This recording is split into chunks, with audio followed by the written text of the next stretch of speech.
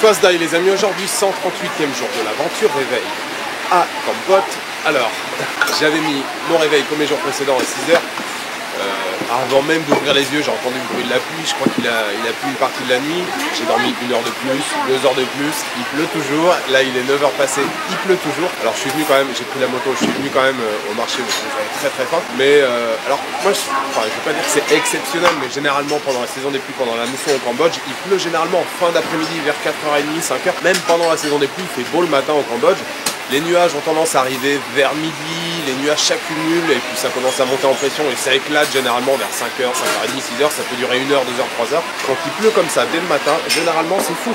Là, je pense qu'il y en a pour la journée, donc ça me fait un peu chier d'aller à Kep là, sous la pluie et puis surtout, bon après c'est pas trop la pluie, hein, il fait 30 degrés, c'est pas très grave.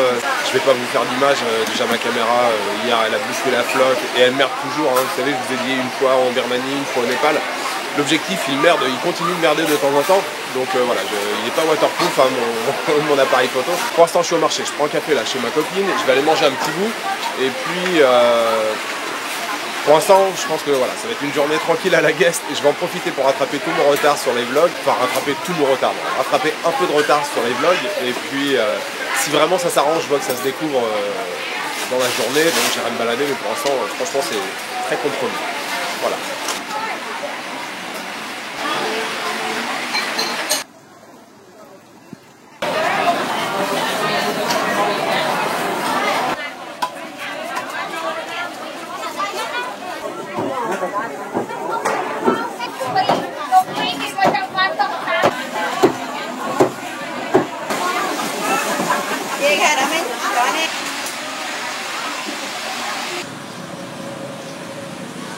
Bon, le soleil a l'air de vouloir refaire son apparition, donc il est un peu plus de 14h, là je vais aller me balader, j'ai bossé un petit peu ce matin, j'ai très faim, alors je vais aller manger près du lac, vous savez, je vous ai montré hier dans les images, là il y avait un lac que certains voyageurs d'ailleurs, certains routeurs appellent le lac secret, ici il y a plein de trucs secrets, il y a un lac secret, il y a une pagode secrète, une cascade secrète, bon, il y a plein de trucs secrets qui sont pas vraiment secrets. Je vais aller manger là-bas et peut-être que j'irai à Kep un peu plus tard, je sais pas, ou pas.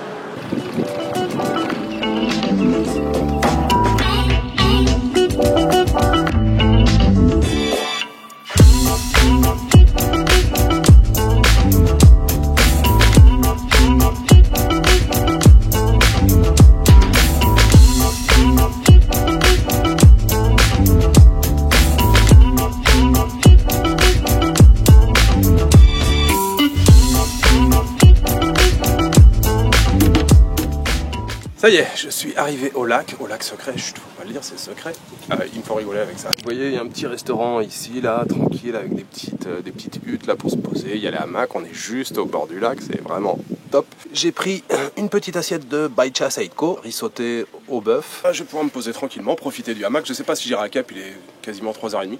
Je verrai, je vais manger et puis je verrai où le vent me portera.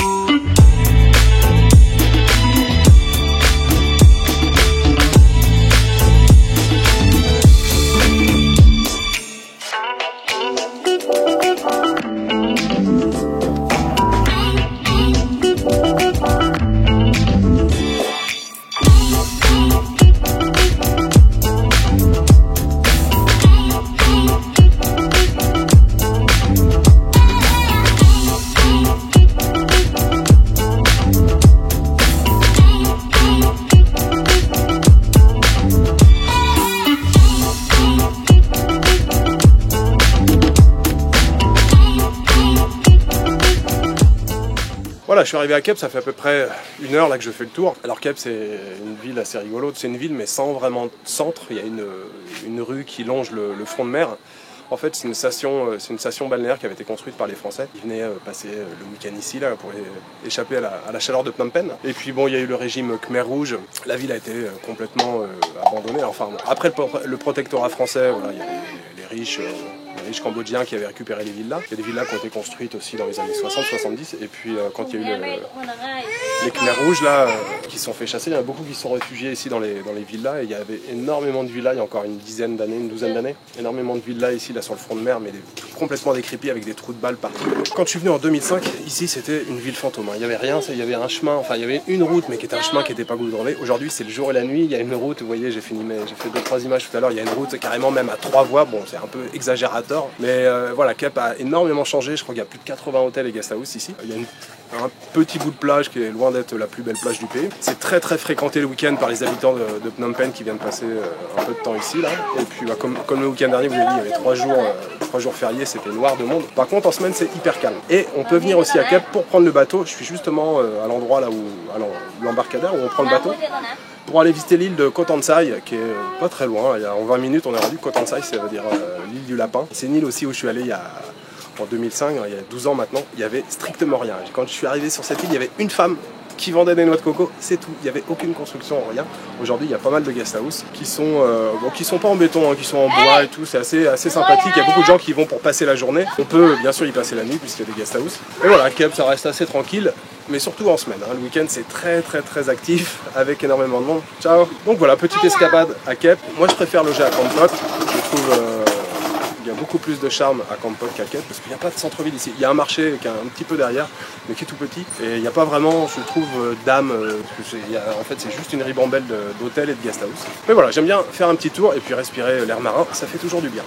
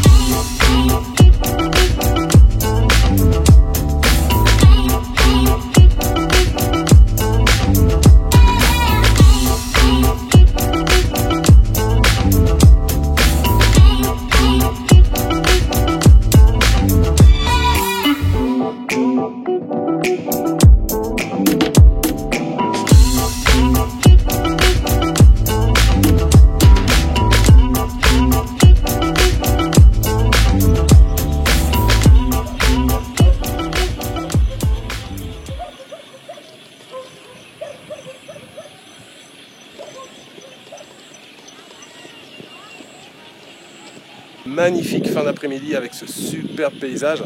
Alors en partant de Kep, j'étais parti pour rentrer directement à Kampot, enfin à la ville de Kampot. Et puis finalement j'ai vu un petit rayon de soleil, il faisait encore jour, je dis allez, je vais dans un petit coin que j'apprécie beaucoup. Donc je suis arrivé ici, je suis sur une petite montagne. Je vais dire allez, c'est mon petit coin secret, parce que ici tout est secret. Je suis sur la montagne en fait, la grotte dont je vous ai parlé hier est la montagne Phnom Kbal Romia, où il y a une grotte. En fait, je suis sur cette montagne.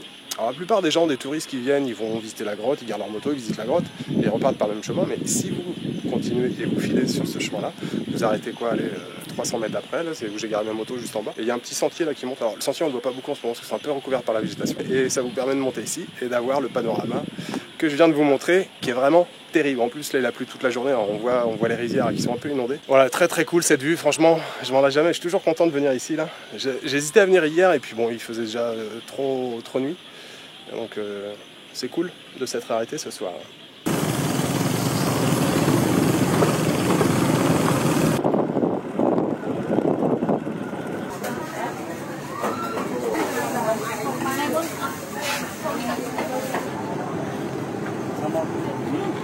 Fin de journée ici à Kampot, j'espère que ça vous aura plu ces 3 jours. Vous avez vu, j'ai passé 3 jours à sillonner la campagne. Moi je suis un grand fan de la campagne ici à Kampot, mais il y a aussi plein de choses à visiter. Vous avez vu, je vous l'ai dit, il y a des grottes. Il y a aussi une grotte avec une piscine naturelle, alors c'est un peu plus loin, c'est à Kampong Trak. J'ai hésité à y aller ce matin, mais avec le mauvais temps, du coup j'ai laissé tomber. Il y a Kep qui est pas très loin, qui est à 15-20 km, c'est sympa si vous voulez voir la mer. Il y a une île, Koh Tan Sai, si vous voulez passer une petite journée sur une île, voire même passer une nuit. Je vous l'ai dit aussi, il y a le poivre, c'est l'une des grandes spécialités de Kampot. Donc il y a possibilité de visiter des fermes avec plantation de poivriers et plantation de fruits et d'autres épices. Il y a aussi le Bokor, alors le Bokor c'est un parc national. avec une grande montagne, et sur cette grande montagne, il y a une vieille église qui date du protectorat français, il y avait un vieil hôtel complètement délabré. Alors tout ça, ça a changé parce que je crois que l'hôtel, ils ont prévu de le restaurer, mais il y a aussi un autre hôtel, mais une grosse masse en béton, un truc énorme, qui a été construit, je sais pas, il y a 5-6 ans maintenant. Ça a complètement dénaturé le site. Voilà, en tout cas, il y a énormément de choses à faire à Kampot. Demain, je pars en direction de Phnom Penh, mais ma destination finale, c'est pas Phnom Penh, c'est Prey Veng. Alors je sais que les derniers vannes pour Prey Veng, ils partent en début d'après-midi. Je pars demain matin à 7h, donc logiquement 5 heures de route, je devrais arriver vers midi à Phnom Penh, j'espère, il y aura encore des minivans pour partir. Après c'est que 2 heures de route, Prey Veng. Donc logiquement si tout va bien, je serai à Prey Veng demain soir. Je vous souhaite une bonne nuit, une bonne après-midi ou une bonne journée comme d'habitude. Je vous donne rendez-vous demain pour une nouvelle journée au Cambodge. Ciao, good night.